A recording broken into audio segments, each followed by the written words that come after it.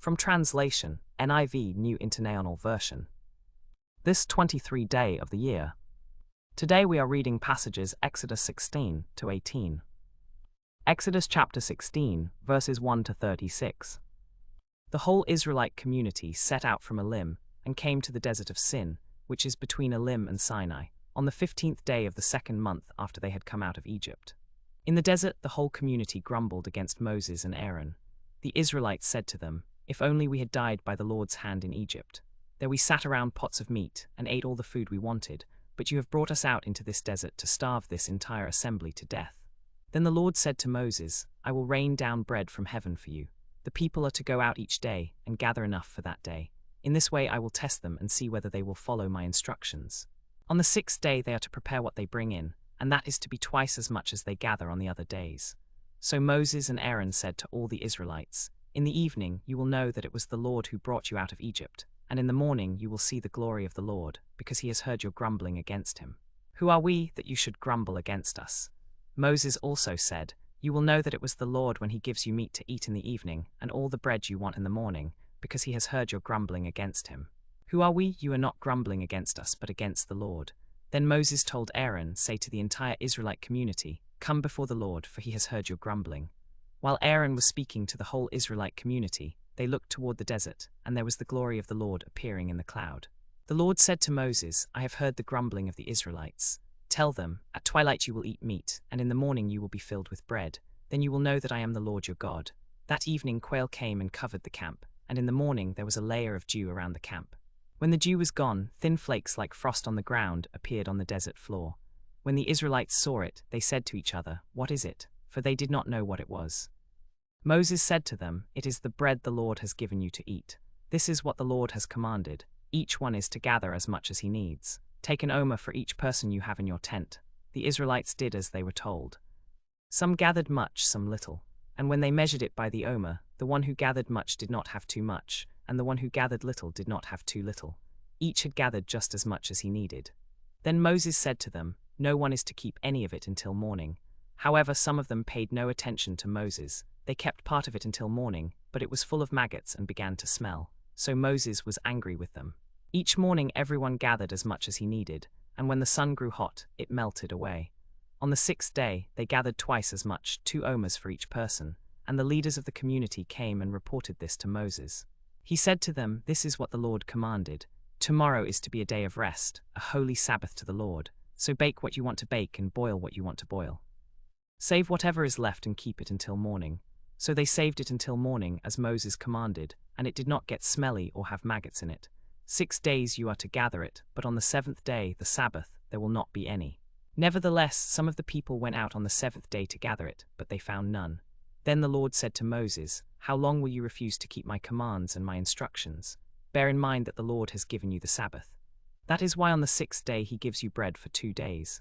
Everyone is to stay where he is on the 7th day. No one is to go out." So the people rested on the 7th day. The people of Israel called the bread manna.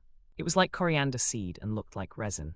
Moses said, "This is what the Lord has commanded. Take an omer of manna and keep it for the generations to come, so they can see the bread I gave you to eat in the desert when I brought you out of Egypt." So Moses said to Aaron, "Take a jar and put an omer of manna in it. Then place it before the Lord to be kept for the generations to come." As the Lord commanded Moses, Aaron put the manna in front of the testimony, that it might be kept. The Israelites ate manna 40 years, until they came to a land that was settled. They ate manna until they reached the border of Canaan. An omer is 1/10 of an ephah. Exodus chapter 17, verses 1 to 16. The whole Israelite community set out from the desert of Sin, traveling from place to place as the Lord commanded. They camped at Rephidim, but there was no water for the people to drink. So they quarreled with Moses and said, "Give us water to drink." Moses replied, "Why do you quarrel with me? Why do you put the Lord to the test?" But the people were thirsty for water there, and they grumbled against Moses. They said, "Why did you bring us up out of Egypt to make us and our children and livestock die of thirst?" Then Moses cried out to the Lord, "What am I to do with these people? They are almost ready to stone me." The Lord answered Moses, "Walk on ahead of the people. Take with you some of the elders of Israel, and take in your hand the staff with which you struck the Nile, and go. I will stand there before you by the rock at Horeb. Strike the rock, and water will come out of it for the people to drink." So Moses did this in the sight of the elders of Israel. And he called the place Massa and Meribah, because the Israelites quarreled, and because they tested the Lord, saying, Is the Lord among us or not? The Amalekites came and attacked the Israelites at Rephidim. Moses said to Joshua, Choose some of our men and go out to fight the Amalekites. Tomorrow I will stand on top of the hill with the staff of God in my hands. So Joshua fought the Amalekites as Moses had ordered, and Moses, Aaron and Hur went to the top of the hill. As long as Moses held up his hands, the Israelites were winning, but whenever he lowered his hands, the Amalekites were winning. When Moses' hands grew tired, they took a stone and put it under him, and he sat on it. Aaron and Hur held his hands up, one on one side, one on the other, so that his hands remained steady till sunset. So Joshua overcame the Amalekite army with the sword. Then the Lord said to Moses, Write this on a scroll as something to be remembered, and make sure that Joshua hears it, because I will completely blot out the memory of Amalek from under heaven. Moses built an altar, and called it The Lord is my banner. He said, For hands were lifted up to the throne of the Lord. The Lord will be at war against the Amalekites from generation to generation. Exodus chapter 18, verses 1 to 27.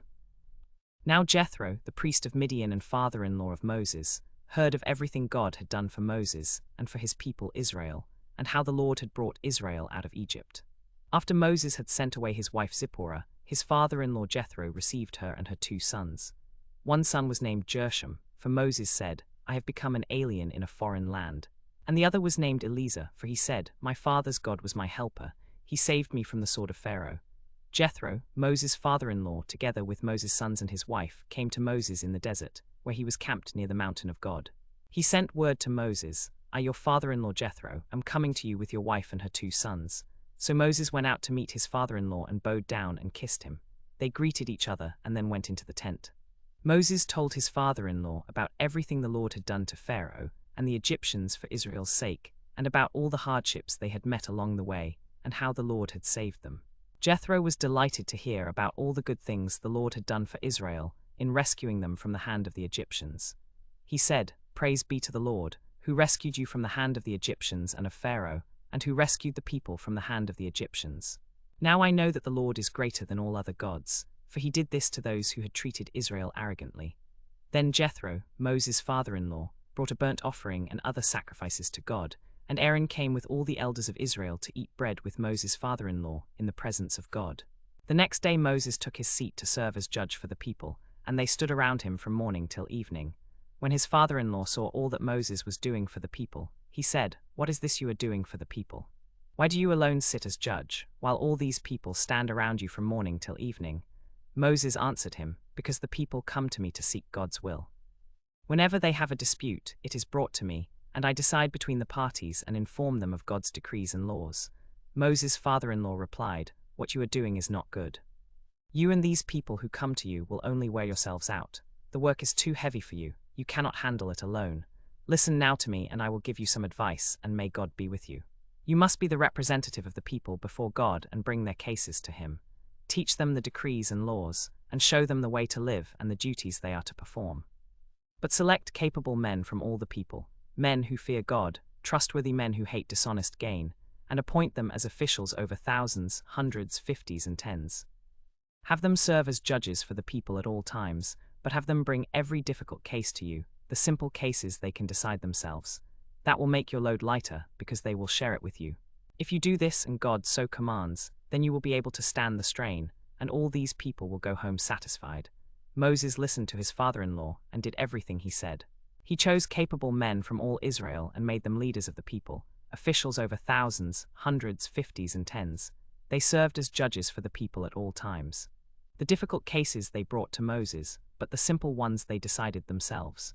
Then Moses sent his father-in-law on his way, and Jethro returned to his own country.